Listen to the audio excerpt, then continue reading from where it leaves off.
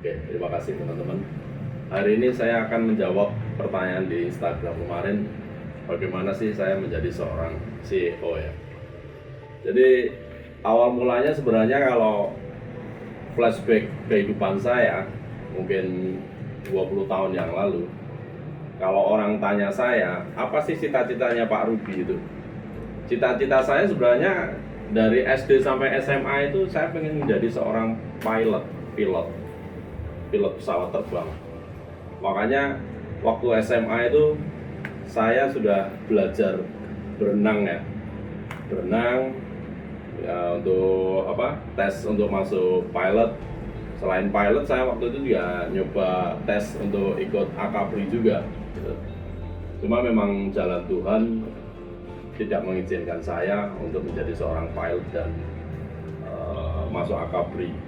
Akhirnya setelah lulus SMA, setelah saya mencoba beberapa ujian, ada pilot, akapri, sekolah setan, terus waktu itu ada sekolah DLAJR, terus sekolah pegawai negeri. Ya, itu nggak ada yang lulus sama sekali. Akhirnya saya berpikir, wah memang berarti saya nggak cocok nih jadi seorang pegawai. Akhirnya karena saya dilahirkan di lingkungan bengkel, saya coba untuk belajar bengkel. Sambil belajar bengkel, saya waktu itu ikut suatu perusahaan dari Jepang, bengkel motor.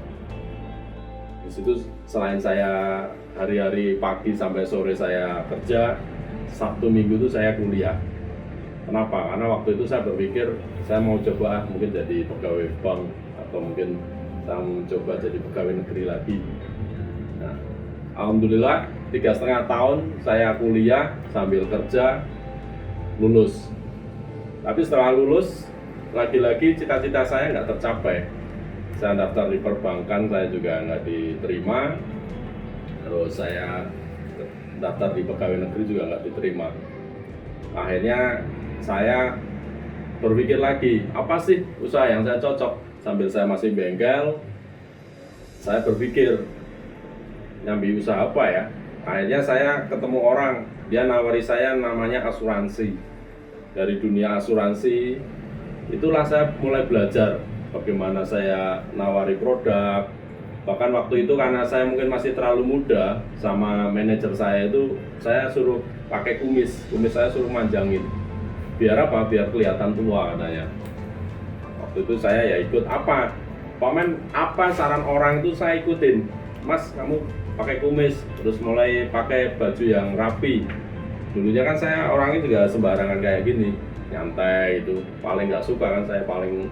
Sampai sekarang tuh saya pakai baju rapi itu kalau ada sesi-sesi istilahnya acara-acara aja. Kalau hari-hari biasa ya tetap seperti ini. Memang dari dulu, dari mudanya saya seperti ini gitu. Sampai akhirnya saya di asuransi, saya coba hampir 1 tahun. Banyak ilmu-ilmu yang saya dapatkan, gimana caranya nawarin istilahnya produk tanpa wujud ya. Kok tanpa wujud ya? Karena asuransi itu kan jual premi kematian kan. Orang mati yang baru dapat manfaat. Dan yang mohon maaf yang dapat manfaat siapa? Orang yang ditinggalkan kan, bukan kita gitu. Saat saya menawarkan asuransi itulah saya bertemu seseorang, dia customer saya, dia nawarin suatu bisnis MLM. Waktu itu MLM-nya bergerak di bidang pupuk. Dan saat saya di presentasi itu saya tertarik, kenapa? Karena pupuknya itu pupuk organik, bisa diminum manusia. Waduh, saya berpikir dasar banget nih pupuk. Kenapa? Karena manusia aja bisa minum. Selama ini kan kita berpikir pupuk itu hanya untuk tanaman kan. Ternyata pupuk itu bisa untuk minum hewan, untuk penggemukan, terus untuk sayuran, terus untuk manusia pun diminum aman karena organik. Akhirnya saya belajar di situ. Saya mau fokuskan untuk di perusahaan MLM itu belajar tentang bisnis MLM ya. Makanya saya awal membangun itu mungkin sekitar 18 tahun yang lalu lah saya sudah belajar.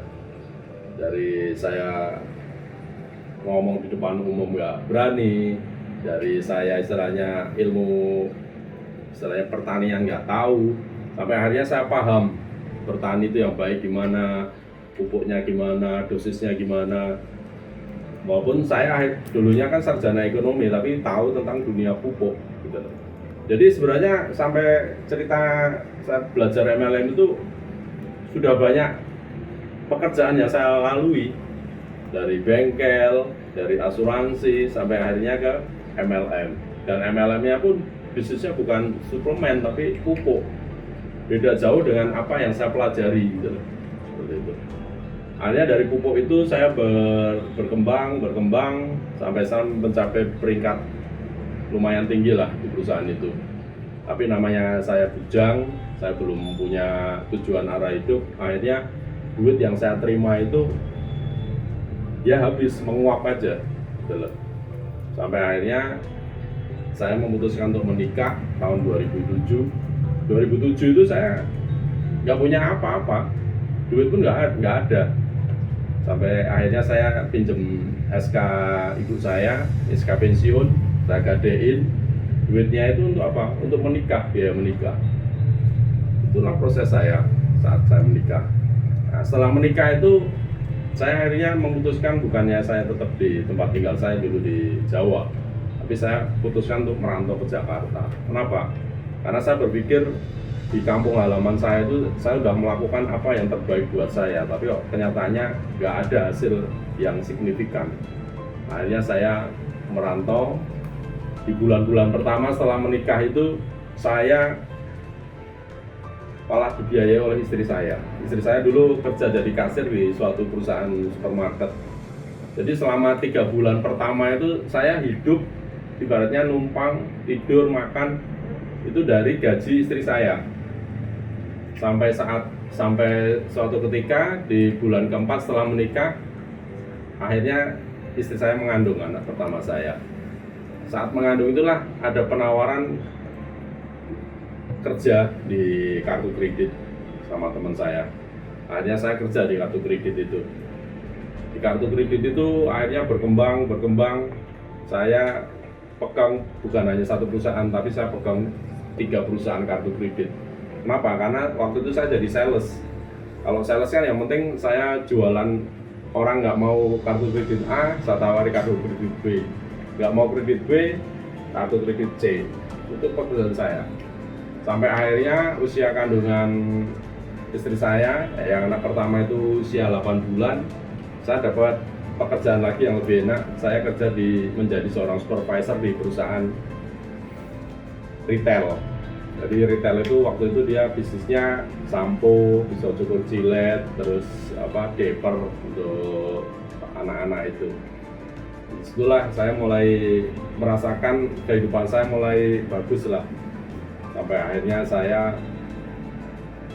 istilahnya berani ibaratnya mulai beli motor dan sebagainya, walaupun kredit ya, motor.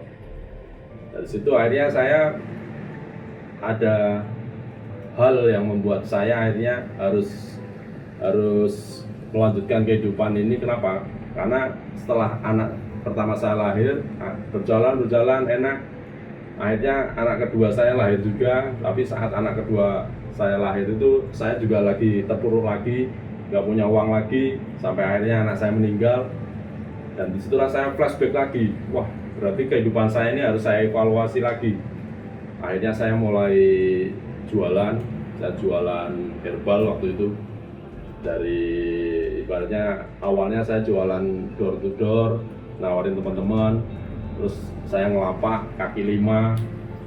Saya sering tiap Jumat itu di masjid-masjid di sekitar Bekasi sama Jakarta itu saya jualan kalau hari Jumat. Kalau hari Minggu saya jualan di Taman Mini pagi. Nah, di sela-sela saya jualan itu saya ditawari teman saya untuk buat yang namanya toko online. Waktu itu saya berpikir, waktu dunia saya itu yang sekitar 7-8 tahun yang lalu, dunia online itu belum semeriah sekarang. Akhirnya saya memberanikan diri jual cincin kawin saya untuk buat website. Nah, websitenya waktu itu harganya sekitar 1,5 juta lah. Dari situ akhirnya bisnis saya berkembang lagi. Saya mulai banyak dikenal orang sebagai seorang pedagang herbal, reseller. Jadi tingkatan saya membangun usaha itu bukan saya langsung mendiriin perusahaan, enggak. Saya jadi penjual dulu, jualin barang orang, laku, saya dapat duit, saya nambah modal lagi. Bahkan di awal-awal saya usaha, saya dapat uang tuh nggak langsung beli mobil, nggak. Saya beli nyicil, beli etalase, beli istilahnya nambah stok produk, sampai akhirnya rumah kontrakan saya itu kayak gudang. Jadi anak saya itu masih kecil-kecil, ya tempat tinggal saya di dekat-dekat etalase gitu. Sampai akhirnya saya memutuskan ngontrak tempat untuk toko. Dari situlah bisnis saya berkembang lagi. Sampai akhirnya anak saya nomor 3 lahir. Saya ketemu banyak jaringan tadi. Ada teman-teman yang punya pabrik, teman-teman yang punya IT, teman-teman yang punya istilahnya bisnis yang berhubungan dengan yang saya kerjakan. Sampai akhirnya saya ditawari sama seorang pemilik pabrik untuk membuat perusahaan ini. Jadi ceritanya seperti itu teman-teman. Saya ibaratnya kalau orang Jawa bilang tuh nggak ujuk-ujuk, nggak tiba-tiba langsung punya perusahaan. Banyak step-step yang saya lalui. Tapi anehnya saya melalui step-step itu nggak dalam keadaan berduka, seneng aja.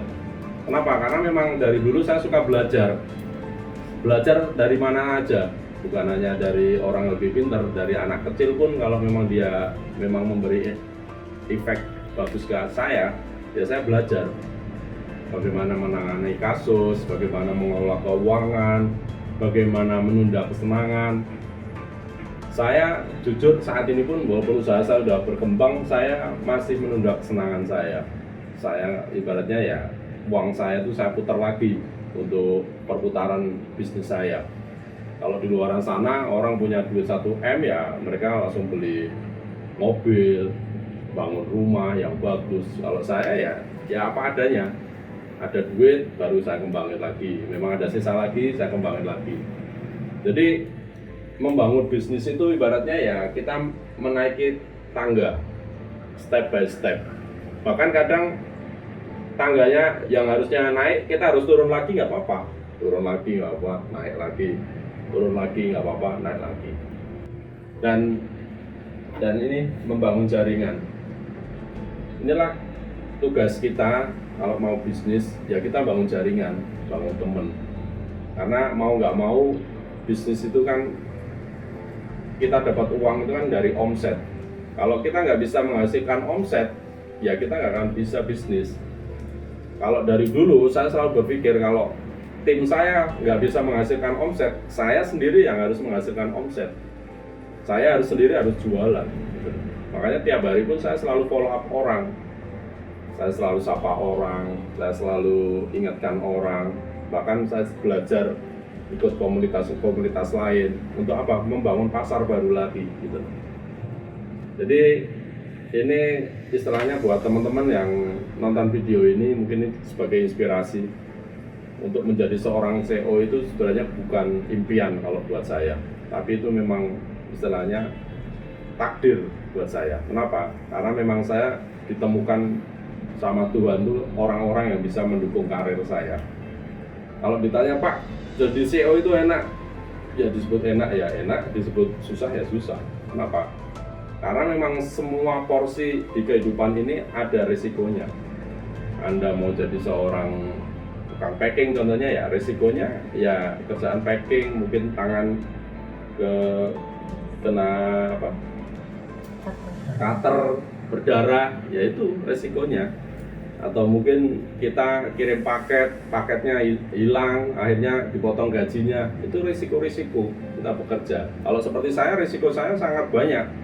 Ya saya harus nyiapin uang untuk stok produk, harus nyiapin uang untuk buat gudang, harus nyiapin uang untuk putaran, harus nyiapin uang untuk gaji dan sebagainya. Semakin besar penghasilan kita, pengeluaran kita semakin besar. Contohnya, kalau dulu saya mungkin punya cukup 1 karyawan, mungkin istilahnya sebulan gaji 1 orang, tapi sekarang punya 10, punya 20 orang, mau nggak mau kan tiap bulan kita harus gaji 20 orang. Ya istilahnya berarti kan kalau kita bisa gaji 20 orang, penghasilan kita juga harus lipat 2 atau 3 kali dari pengeluaran kita. Jadi buat teman-teman yang nonton video ini, kalau memang teman-teman punya keinginan menjadi seorang CEO, silakan. Mulai sekarang mulai ditata hidupnya. Kalau perlu memang harus kerja 2 kali lipat, harus kerja 3 kali lipat, harus kerja 5 kali lipat, kenapa enggak? Belajarlah yang serius, mulai ikutin tren apa, terus ya istilahnya action, apa aja yang bisa dilakukan, lakuin aja. Itu aja dari saya, teman-teman. Jawaban dari pertanyaan yang kemarin di Instagram, bagaimana sih proses saya menjadi seorang CEO. Terima kasih. Wassalamualaikum warahmatullahi wabarakatuh.